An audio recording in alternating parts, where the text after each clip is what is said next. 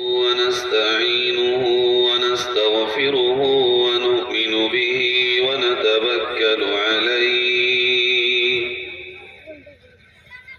ونعوذ بالله من شرور أنفسنا ومن سيئات أعمالنا من يهده الله فلا مضل له ومن يضلله فلا هادي له ونشهد أن لا إله إلا الله وحده لا شريك له ونشهد أن سيدنا وسندنا وحبيبنا وشفيعنا وإمامنا ومقتدانا ومولانا محمدا عبده ورسوله وبارك وسلم تسليما كثيرا كثيرا أما بعد فأعوذ بالله من الشيطان الرجيم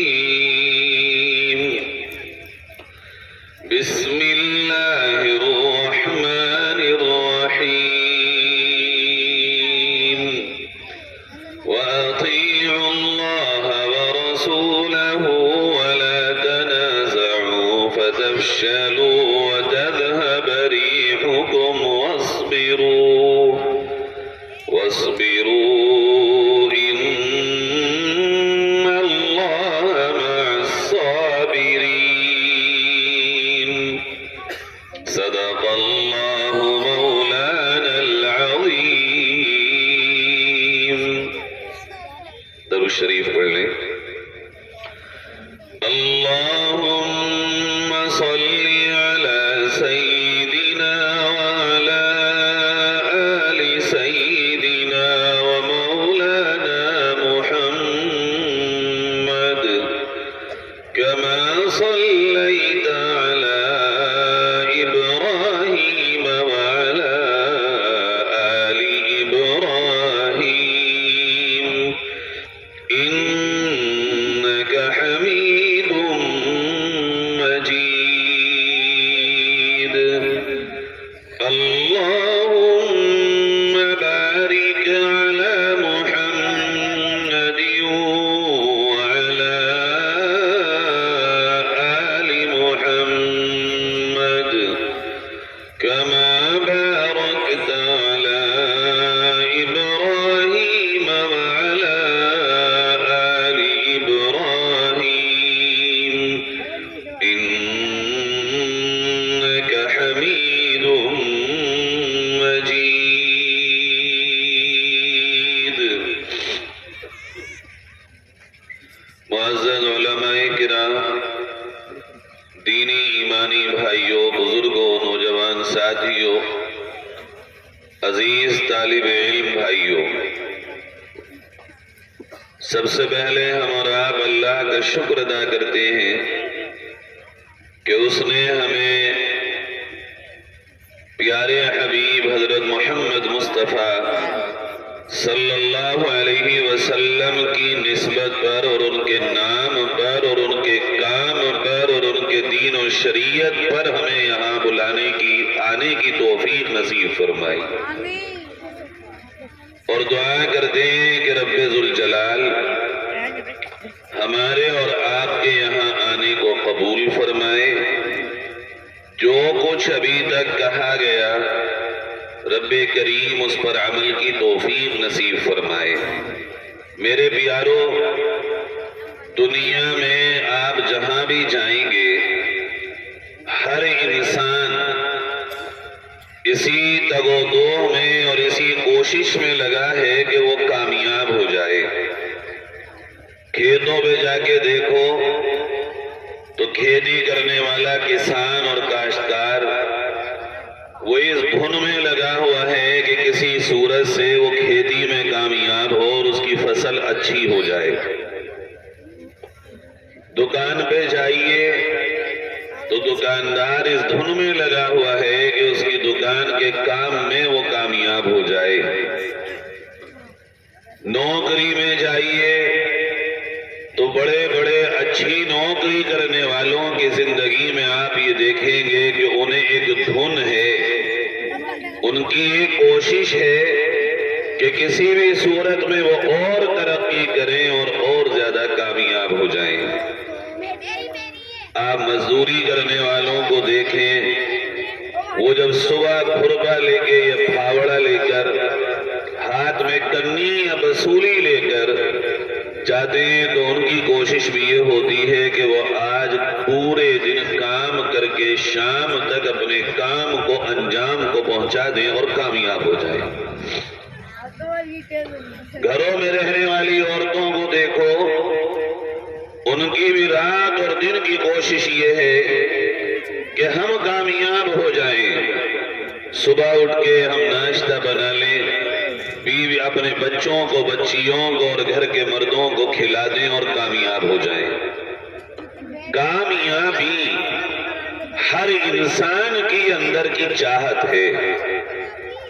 کوئی دنیا کے کسی کونے میں آپ کو ایسا انسان نہیں ملے گا جس کی چاہت کامیاب ہونا نہ ہو، مگر یاد رکھیے کامیابی دو ہیں، ایک عارضی اور ایک حقیقی۔ ایک وقتی کامیابی ہے اور ایک ہمیشہ کی کامیابی ہے۔ دنیا میں مال ہو یا دولت، رشتہ ہو یا ناتا، زمین ہو یا جائیداد، کاروبار ہو، تجارت ہو یا بزنس، مزدوری ہو یا نوکری ہو، گاؤں میں ہو یا شہر میں ہو، بہت بڑا زمیندار ہو یا درمیانی درجے کا زمیندار ہو، یاد رکھیے اور خوب اچھے سے یاد رکھیے، یہ دنیا کی ہر چیز ناپائیدار ہے اور یہ کبھی بھی ہمارا اور آپ کا ساتھ اس دنیا میں چھوڑ سکتی ہے۔ موت پہ تو چھوڑ ہی دیتی ہے۔ انسان کی موت پہ اس کا گھر، اس کی دولت، اس کے رشتہ دار، اس کے تعلق والے، اس کا کمایا ہوا سارا ساز و سامان اور اس کی شہرت، اس کے عہدے اور اس کی پاور، ہر چیز وہ ہے جو دنیا میں اس کا ساتھ چھوڑ دیتی ہے موت پر۔ مگر آپ نے دیکھا ہوگا موت سے پہلے بھی بہت سے لوگ وہ ہیں جن کا مال دنیا میں ساتھ چھوڑ دیتا ہے مرنے سے پہلے پہلے۔ آپ نے دیکھا ہے، اپنے گاؤں میں بھی دیکھا ہوگا، آس پاس میں بھی دیکھا ہوگا کہ اچھا خاصا کام چل رہا تھا، گاڑیوں پہ گھوم رہے، بڑے بڑے اچھے مکانات بھی ہیں، مگر حالات کا پہیہ الٹا ہو گیا اور ان کی ساری کہانی بدل گئی۔ کل تک جس کا پہیہ سیدھا چلتا تھا وہ اچانک سے بدلا اور وہ کمانے والا ہو کر پھر قرض والا ہو جاتا ہے۔ پیاروں، یہ دنیا ہے۔ اللہ نے ہمیں آپ کو ہمارے آپ کے نبی سرکار مدینہ حضرت محمد مصطفیٰ صلی اللہ علیہ وسلم پر نازل ہونے والی کتاب قرآن کریم کے ذریعے یہ بتا دیا، ما عندکم ينفد وما عند اللہ باق۔ جو کچھ تمہارے پاس ہے دنیا میں وہ سب ختم ہو جائے گا، اور اس دنیا میں رہ کے جو تم نے اللہ کے پاس بھیج دیا، نیکیاں، عبادات، خیرات و صدقات، محنت آخرت کے لیے جو کچھ تم نے اللہ کے لیے کر لیا اور اللہ کے یہاں بھیج دیا، یہ سب باقی رہنے والا ہے۔ وَمَا تُقَدِّمُوا لِأَنفُسِكُم مِّنْ خَيْرٍ تَجِدُوهُ عِندَ اللَّهِ هُوَ خَيْرٌ وَأَعْظَمَ أَجْرًا۔ جو کچھ تم اللہ کے پاس بھیج رہے ہو وہی سب سے بہتر ہے اور وہی باقی رہنے والا بھی ہے، اور جب تم قیامت میں جاؤ گے جو کچھ تم نے دنیا میں کیا ہوگا، اچھا ہو یا برا ہو، غلط ہو یا صحیح ہو، چھوٹا ہو یا بڑا ہو، جو کچھ بھی تم نے دنیا میں کیا ہے، اللہ کا قرآن یہ بتاتا ہے وَإِن كَانَ مِثْقَالَ حَبَّةٍ مِّنْ خَرْدَلٍ أَتَيْنَا بِهَا وَكَفَىٰ بِنَا حَاسِبِينَ۔ ایک سرسوں کے دانے کے برابر، ایک لائی کا جو دانہ ہے، اتنا چھوٹا سا عمل بھی اس دانے کے برابر بھی تم نے اگر کیا ہے، کل قیامت میں اللہ اسے تمہارے سامنے لا کے ڈال دے گا، خواہ وہ اچھا ہو خواہ وہ برا ہو۔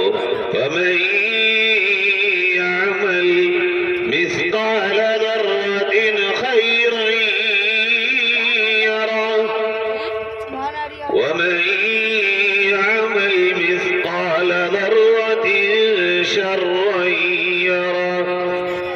ایک رائی کا دانہ جو لائی سے بھی چھوٹا ہوتا ہے، رائی جو اچار میں پڑتی ہے، اگر وہ ریت میں گر جائے، وہ دھول میں مل جائے تو اس رائی کے دانے کو ڈھونڈنا بھی آسان نہیں۔ اللہ کہتا ہے اتنا چھوٹا سا عمل بھی اگر تم نے اچھا یا برا کیا ہوگا، کل وہ سارے اعمال کو تمہاری آنکھوں کے سامنے لا کے ڈال دیا جائے گا۔ میرے بھائیوں، میرے پیاروں، آج غور کرو، ہماری اور آپ کی زندگی کا اکثر حصہ، اگر صبح سورج نکلنے سے لے کے رات کو سونے تک ہمارے آپ کے پاس 15 گھنٹے ہیں، تو ان میں سے 14 گھنٹے ہمارے اس دنیا کے لیے گزر رہے ہیں جو ایک دن ہم سے چھوٹنا ہے، جو ایک دن ہمارا ساتھ چھوڑے گی۔ آج تک آپ بتاؤ، یہ دنیا چلتے ہوئے لاکھوں سال ہو گئے، کوئی ہے جو ہمیشہ رہا ہو؟ لال قلعہ ہے مگر بنانے والے نہیں ہیں، تاج محل ہے بنانے والے نہیں ہیں، آگرہ کا قلعہ ہے بنانے والے نہیں ہیں، رامپور کا قلعہ ہے بنانے والے نہیں ہیں، کتنی کوٹھیاں وہ ہیں جو بنانے والے بھی چلے گئے، کوٹھیاں بھی چلی گئیں، آج وہ ویران ہیں، ان میں کوئی ایک چراغ جلانے والا اور روشنی کرنے والا بھی کوئی نہیں ہے۔ یہ دنیا ہے، اس دنیا میں نہ تو ہمیشہ کے لیے کوئی آیا ہے اور نہ ہمیشہ کوئی جیت سکتا ہے، ایک دن سب کو جانا ہے۔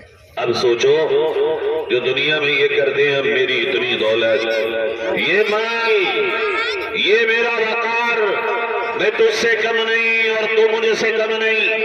تمہیں پتہ بھی ہے ایک وقت آئے گا، یہ جس جوانی پہ گھمنڈ کر رہے ہو، دی ہوئی کس کی ہے؟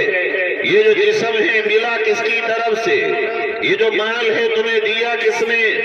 یہ جو تمہارے پاس سواریاں اور مکانات اور زمین و جائیداد ہے، یہ تمہیں دی کس نے ہے؟